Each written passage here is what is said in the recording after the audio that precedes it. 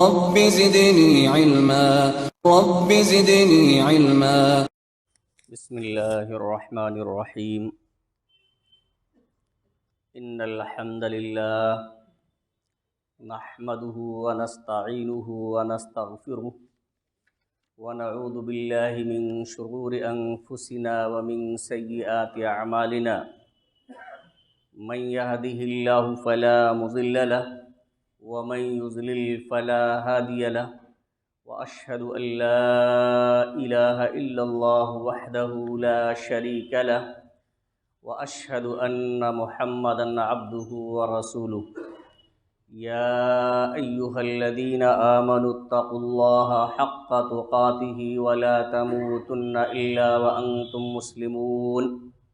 يا أيها الناس اتقوا ربكم الذي خلقكم من نفس واحدة وخلق منها زوجها وبث منهما رجالا كثيرا ونساء، واتقوا الله الذي تساءلون به والأرحام إن الله كان عليكم رقيبا.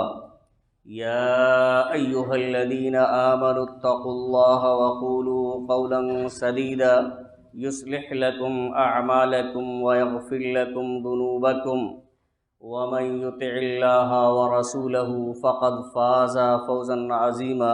أما بعد، فإن خير الحديث كتاب الله، وخير الهدي هدي محمد صلى الله عليه وسلم، وشر الأمور محدثاتها، وكل محدثة بدعة، وكل بدعة ضلالة، وكل ضلالة في النار.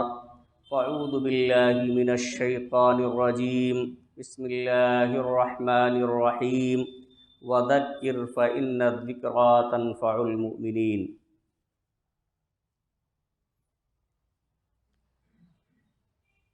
معزز سامعین کرام، حاضرین جمعہ، قوم کے نوجوان ساتھیوں، عزیز طلبہ اور پردہ نشین میری ماں اور بہنوں، اللہ رب العالمین کی حمد و ثنا، عظمت و کبریائی، اور آخری نبی جناب محمد رسول اللہ صلی اللہ علیہ وسلم پر بے شمار درود و سلام کے بعد معلوم ہو کہ گزشتہ 2 جمعہ کے خطبوں میں قبر کی زندگی کے تعلق سے کچھ باتیں آپ حضرات کے سامنے ذکر کی گئی ہیں. آج کے اس جمعہ کے خطبے میں نماز جنازہ میں شرکت کے اجر و ثواب اور نماز جنازہ کا طریقہ کیا ہے، اس کے متعلق کچھ باتیں میں آپ حضرات کے سامنے عرض کرنا چاہتا ہوں. اللہ رب العالمین سے دعا ہے کہ الہ العالمین ہمیں کتاب و سنت کی روشنی میں صحیح بات کہنے اور کما حق ہو اس پر عمل کرنے کی توفیق عطا فرمائے. حاضرین گرامی، نماز جنازہ یہ فرض کفایہ ہے. اگر کچھ افراد اس کی ادائیگی کر لیتے ہیں تو بقیہ لوگوں کی طرف سے بھی یہ صلاۃ ادا ہو جاتی ہے اور کوئی گنہگار نہیں ہوگا. لیکن کوئی اگر نہیں ادا کرتا ہے تو سارے کے سارے لوگ گنہگار ہوں گے. لیکن فرض کفایہ کا مطلب یہ نہیں ہے کہ ہم سرے سے نماز جنازہ میں شرکت ہی نہ کریں، دوسروں کے سہارے بیٹھے رہیں، کیونکہ نماز جنازہ میں شریک ہونے کا بہت بڑا اجر و ثواب ہے.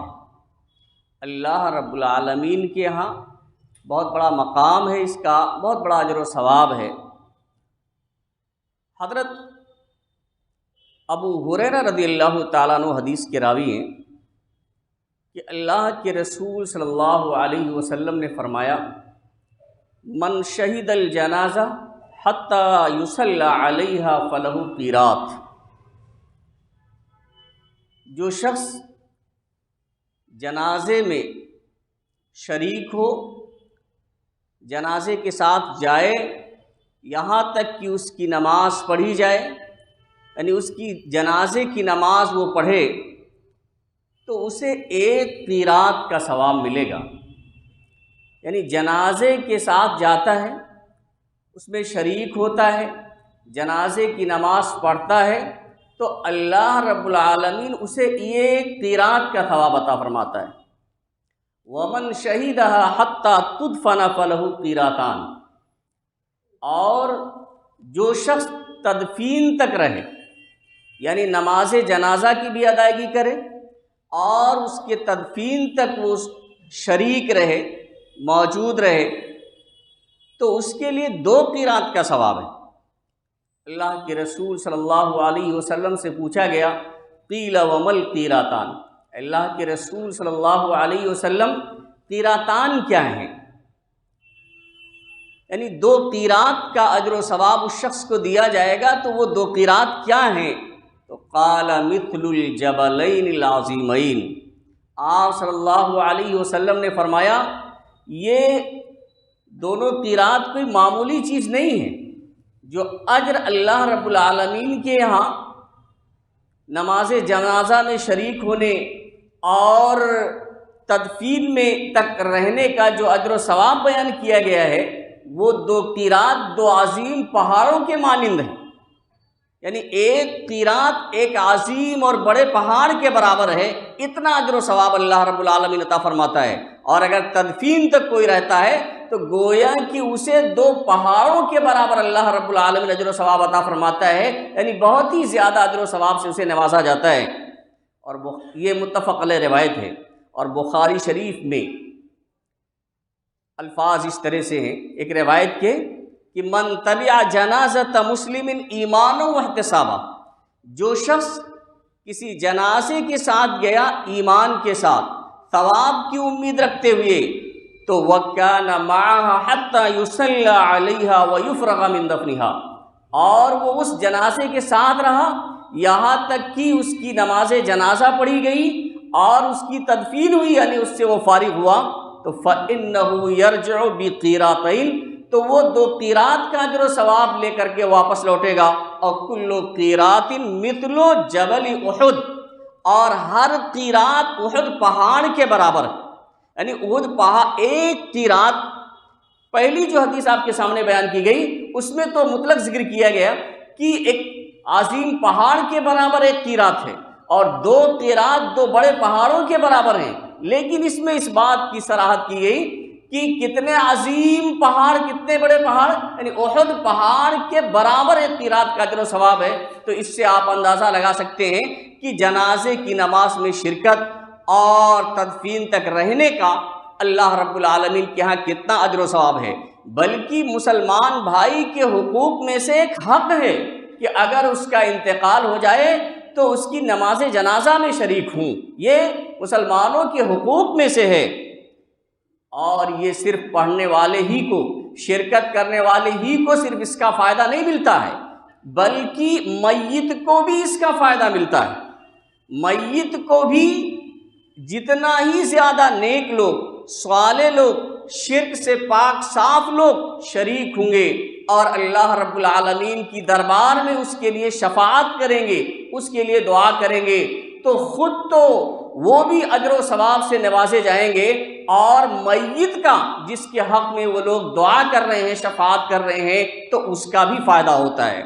اللہ کے رسول صلی اللہ علیہ وسلم، ابن عباس رضی اللہ تعالیٰ عنہ کہتے ہیں کہ سمعت رسول اللہ صلی اللہ علیہ وسلم یقول ما من رجل مسلم یموت فیقوم علی جنازته 40 رجلا لا یشرکون باللہ شیئا الا شفعهم اللہ فیہ۔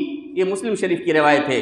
راوی حدیث عبداللہ بن عباس رضی اللہ تعالیٰ عنہ فرماتے ہیں کہ میں نے اللہ کے رسول صلی اللہ علیہ وسلم کو یہ فرماتے ہوئے سنا ہے کہ جس کسی مسلمان کی وفات ہو جائے، کسی مسلمان کا انتقال ہو جائے اور اس کی نماز جنازہ 40 ایسے افراد، 40 ایسے لوگ پڑھیں، اس کی نماز جنازہ میں 40 ایسے لوگ شریک ہوں جو اللہ رب العالمین کے ساتھ کسی کو شریک نہیں ٹھہراتے ہیں، شرک سے پاک ہوں، اور اگر شرک سے پاک نہیں ہے تو 40 لوگ نہیں 40 لاکھ ارب خرب شامل ہو جائیں تو ان کی دعاؤں کا کوئی اثر ہونے والا نہیں ہے، نہ تو خود وہ اجر کے مستحق ہو سکتے ہیں کیونکہ وہ شرک پر قائم ہیں، اور نہ ہی میت کو ان کی دعاؤں کا کوئی فائدہ ہو سکتا ہے کیونکہ مشرک کا کوئی عمل اللہ رب العالمین قبول نہیں فرماتا ہے۔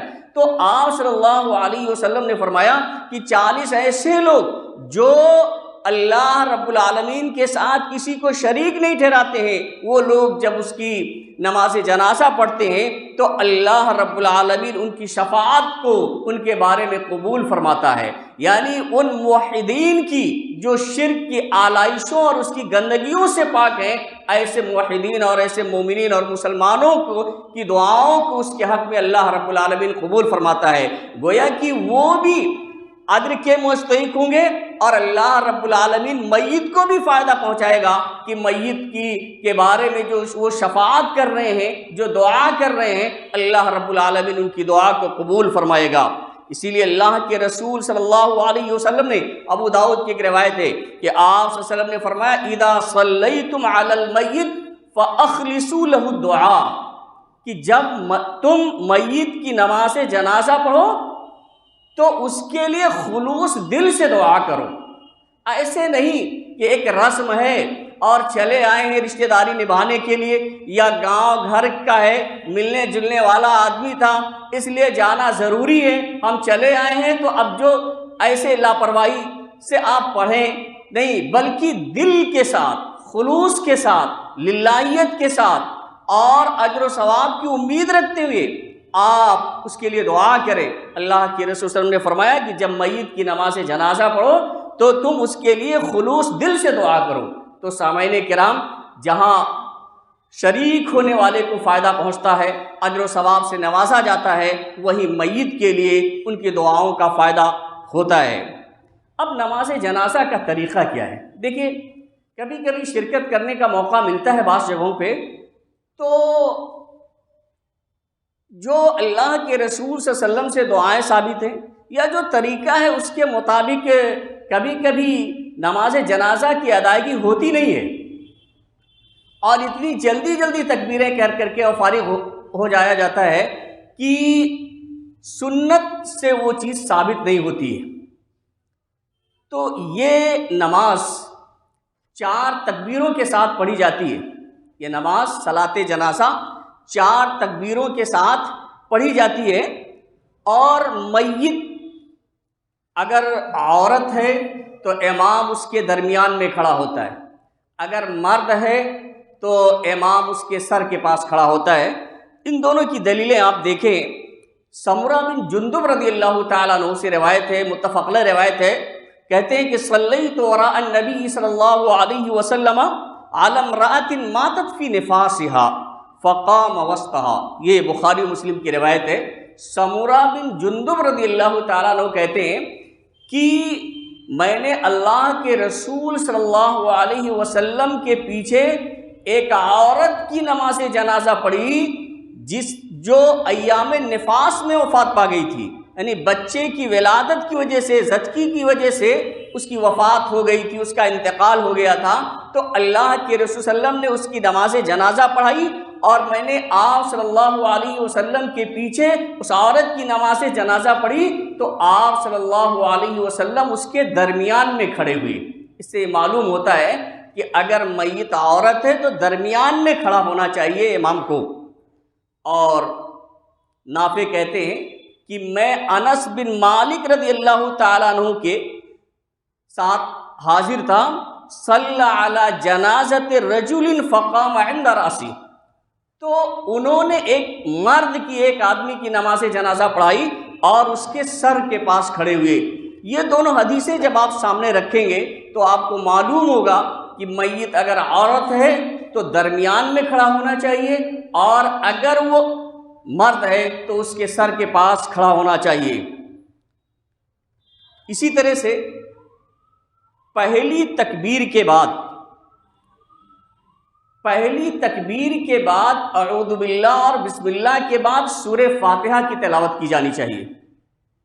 دیکھیے 4 تکبیروں کے ساتھ یہ نماز پڑھی جاتی ہے، اور پہلی تکبیر کے بعد استعاذہ اور بسملہ، اعوذ باللہ اور بسم اللہ کے بعد سورہ فاتحہ کی تلاوت ہونی چاہیے، سورہ فاتحہ کی تلاوت کی جاتی ہے۔ اگر امام چاہے تو کوئی دوسری سورت بھی پڑھ سکتا ہے، اور سورہ فاتحہ کی تلاوت امام اور مقتدی دونوں کے لیے ضروری ہے، دونوں کو پڑھنا چاہیے۔ لیکن اور دعائے استفتاح، دعائے ثنا کا ثبوت نہیں ملتا ہے، لیکن کبھی کبھی یہ دیکھا جاتا ہے کہ جس کا ثبوت ہے حدیث سے، جو اللہ کے رسول صلی اللہ علیہ وسلم نے جو کیا ہے اس کے برعکس عمل کیا جاتا ہے کہ صرف دعائے ثنا پڑھ کر کے اور اس کے بعد دوسری تکبیر کہہ دی جاتی ہے، جبکہ دعائے ثنا کا ثبوت نہیں ہے اور سورہ فاتحہ کا ثبوت ہے۔ بخاری شریف کی ایک روایت ہے، طلحہ بن عبداللہ بن عوف رضی اللہ تعالیٰ عنہ کہتے ہیں کہ صلیت خلف ابن عباس، کہ میں نے عبداللہ بن عباس کے پیچھے علی جنازۃ، ایک جنازے کی نماز پڑھی، فقرأ فاتحۃ الکتاب، تو انہوں نے سورہ فاتحہ کی تلاوت کی۔ اب غور کریں کیا کہتے ہیں طلحہ بن عبداللہ بن عوف کہ میں نے عبداللہ بن عباس رضی اللہ تعالیٰ عنہ کے پیچھے ایک جنازے کی نماز پڑھی تو انہوں نے سورہ فاتحہ کی تلاوت کی، فقالا، اور انہوں نے بلند آواز سے تلاوت کی تھی۔ ویسے سری طریقے سے پڑھنا افضل ہے، لیکن بطور تعلیم اگر بلند آواز سے بھی نماز جنازہ پڑھائی جائے تو بھی جائز ہے۔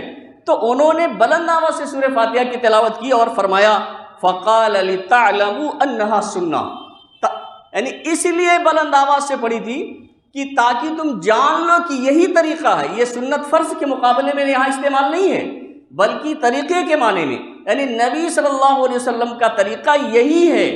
تو اب اس حدیث سے بالکل واضح ہے کہ جب یہی طریقہ ہے تو سورہ فاتحہ عبداللہ ابن عباس رضی اللہ تعالیٰ عنہ نے پڑھنے کے بعد اس بات کی وضاحت کر دی کہ اس لیے میں نے سورہ فاتحہ کو بلند آواز سے پڑھا ہے، اس کی تلاوت کی ہے تاکہ تم جان لو کہ یہی طریقہ ہے۔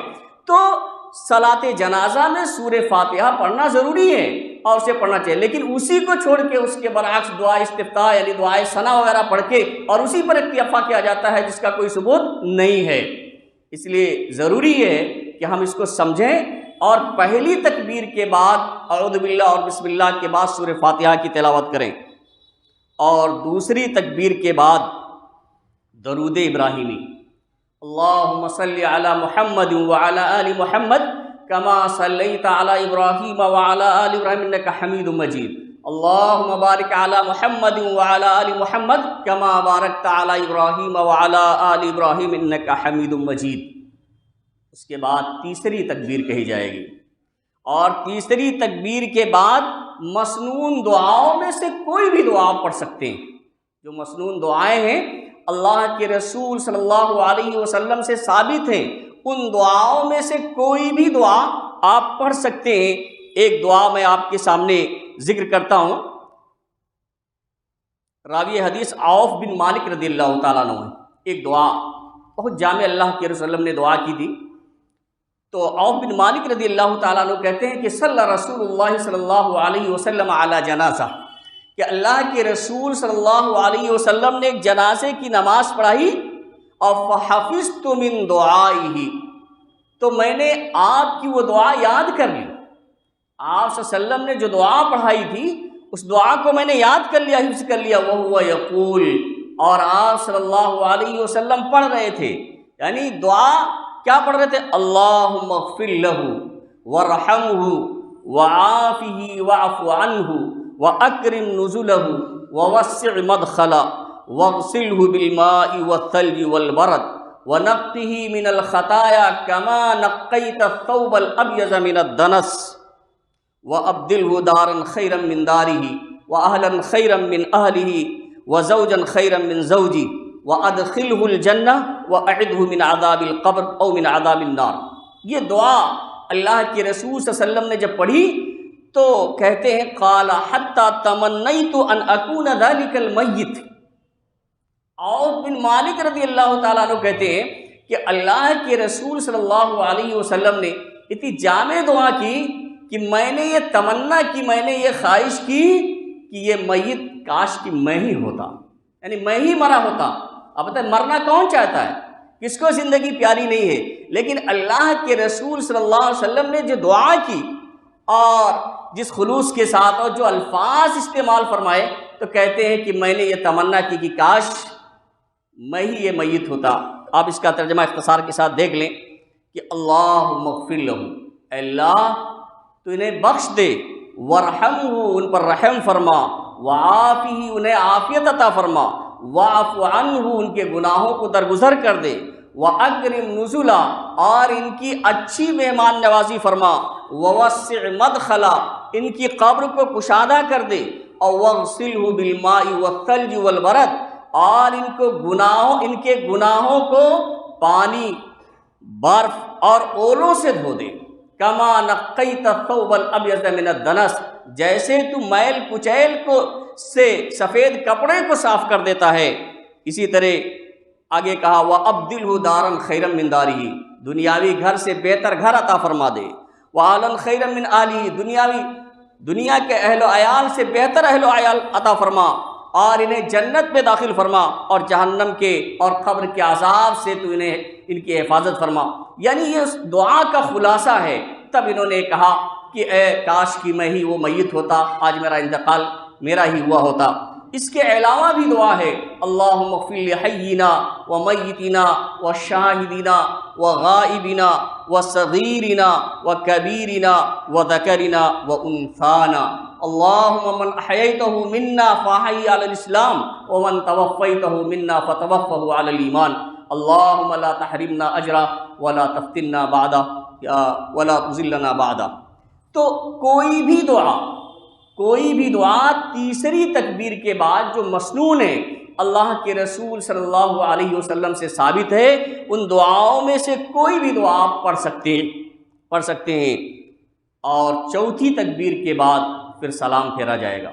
سلام کے سلسلے میں ہمیں اور آپ کو معلوم ہونا چاہیے کہ اکثر اہل علم کی رائے یہی ہے کہ ایک تسلیم ہونا چاہیے، ایک طرف دائیں طرف سلام پھیرنا چاہیے.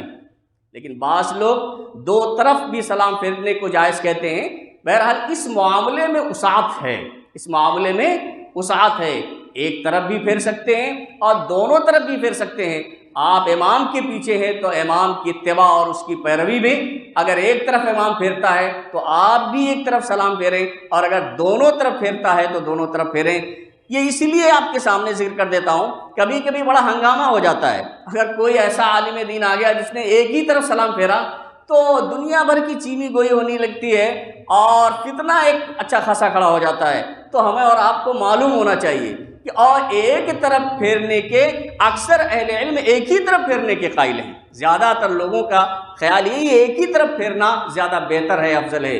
اس لیے اگر کبھی کوئی عالم ایک ہی طرف سلام پھیرتا ہے تو اس میں ہنگامہ کرنے کی ضرورت نہیں ہے، اس معاملے میں وسعت ہے. حاضرین گرامی، تو یہ ہے طریقہ.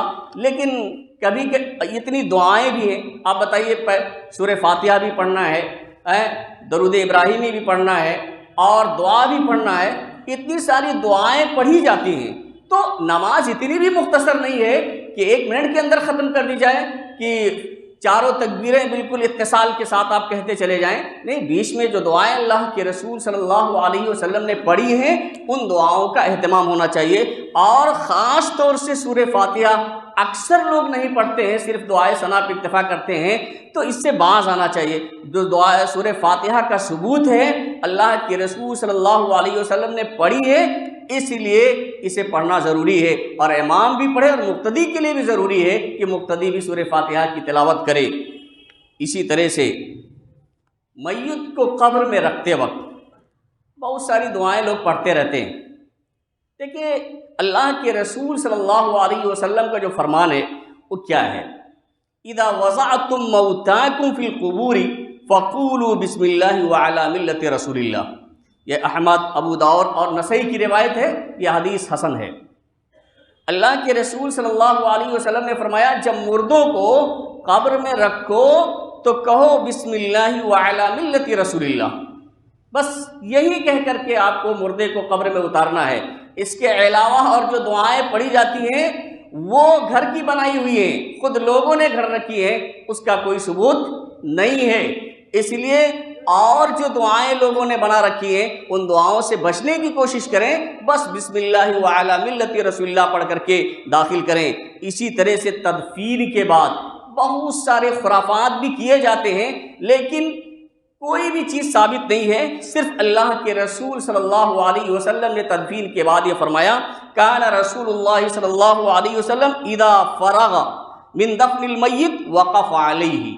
اللہ کے رسول صلی اللہ علیہ وسلم جب میت کی تدفین سے فارغ ہوتے، مردے کو دفن کر کے جب آپ صلی اللہ علیہ وسلم فارغ ہو جاتے تھے تو وقف علیہ، تو وہاں ٹھہرتے تھے، اس کے پاس ٹھہرتے تھے۔ وقال، اور کہتے تھے، استغفروا لاخیکم، اپنے بھائی کے لیے استغفار کرو، اس کے گناہوں کی مغفرت کی دعا کرو، وصلوا له التثبیت، اور اس کے لیے ثابت قدمی کی دعا کرو، یعنی کہو اللہم ثبتہ بالقول الثابت، یعنی ثابت قدمی کی دعا کرو۔ کیوں؟ فإنہ الآن یسأل، کیونکہ ابھی اس سے سوال کیا جائے گا، منکر نکیر آئیں گے اور اس سے سوال کیا جائے گا، قبر میں اس سے سوال ہوگا، جس کے متعلق پچھلے خطبوں میں نے آپ کے سامنے ذکر کر دیا ہے۔ تو سوال کیا جائے گا، اس لیے ان کے سوال پر وہ ثابت قدم رہے، صحیح وہ جواب دے سکے، اس کے لیے تم دعا کرو۔ تو دعا کرنے کا ثبوت ہے، اذان دینا اور فاتحہ پڑھنا اور کیا کیا جلانا، یہ تمام چیزیں یہ خرافات ہیں، ان کا ذکر کہیں سے بھی نہیں ہے، کسی طریقے کسی صحیح حدیث میں یہ چیزیں آپ کو نہیں ملیں گی۔ لیکن دعا کرنا، تو جو کام کرنے کا حکم اللہ کے رسول صلی اللہ علیہ وسلم نے دیا ہے وہ چیزیں نہیں کی جاتی ہیں۔